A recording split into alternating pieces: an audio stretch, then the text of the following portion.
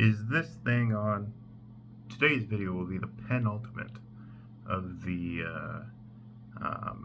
aggression series. The sort of books and the ideas I've been exploring around why humans behave aggressively. And it's going to address first conceptions and sort of distinctions between two popular political ideologies that aim to reduce aggression. I personally believe they do not particularly understand the scope of aggression, or sometimes fail in sort of producing a set of norms that can be broadly applied. But I do think they are valiant efforts in trying to reduce aggression that are definitely worthy of discussion. And there are definitely forms of ideas that are worth talking about. So it's social democracy and democratic socialism. Is there a difference? Yes, there is a difference. So I'll go over that. Sort of broadly, these two sort of schools of thought in sort of both economics and politics has been sort of called leftism by sort of most of the colloquial conservative commentators. But there is differences between each sort of the school of thought, the philosophy. So what is social democracy? What is democratic socialism? I'll go over sort of the broad definitions of each of them, how they respond to aggression, and then from there discuss what I think they have lack in their sufficiencies, but still worth talking about. So social democracy is a market-based system. So you still have private ownership of the means of production. You still have states that exist, and you're not trying to end states with social democracy. But what you are trying to do with the state is develop broad social programs that try and redistribute income and power among sort of socioeconomic classes and demographics. And it's often involving heavy taxation and then big spending on social programs, oftenly referred to as the Scandinavian version, sort of more northern European countries that have big social programs and heavy taxation. Whereas democratic socialism, what you are seeing there is a state that no longer eventually wants to be a state, but often it doesn't always lead to the communist utopia. But with democratic socialism, that the end goal is communism, where there is no state, there is no classes, there is no currency. And with democratic socialism, the state does own the means of production. So there is no private enterprise controlling the supply of goods, the movement of goods, the transportation of goods, the building of services, the building of infrastructure. Everything is state run, state owned. However, they can still sometimes hold elections, but many countries that do have that socialist revolution, they realize elections only get in the way of what they are trying to accomplish.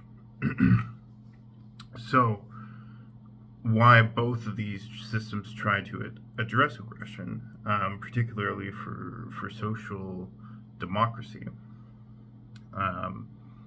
they're trying to reduce the amount of want in society. And they're trying to do so by building sort of cohesive communities.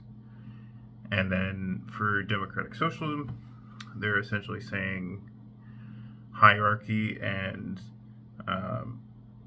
classes are the source of all violence, whether the revolutionary kind or the power-based kind, where you're trying to seize assets, and thus, in order to rid the world of violence, you have to rid the world of power. You have to rid the world of hierarchy. So they're both trying to do something systemically to address aggression, but in part fails. Why I believe they do. So for social democracy, I think it's more tenable than democratic socialism, but there's two common criticisms that it finds it's hard itself to get out of. The first being, most of these countries that have attempted it do not have very strong militaries. And so what happens in the event of an external invading force? They will have to rely on another superpower to maintain their autonomy. They would have to rely on another superpower to protect them in the event of a full-scale invasion, or a collection of states. So they have to be part of some form of an alliance where they themselves do not have to contribute very much militarily. And some countries will be okay with that. Other countries will not be okay with countries that get the benefit of protection from a potential full-scale invasion, but do not contribute. And that's sort of what's happened recently with some other international military alliances. So that's the first one. The other one is, it might work better when the population is less ethnically diverse and is not as large.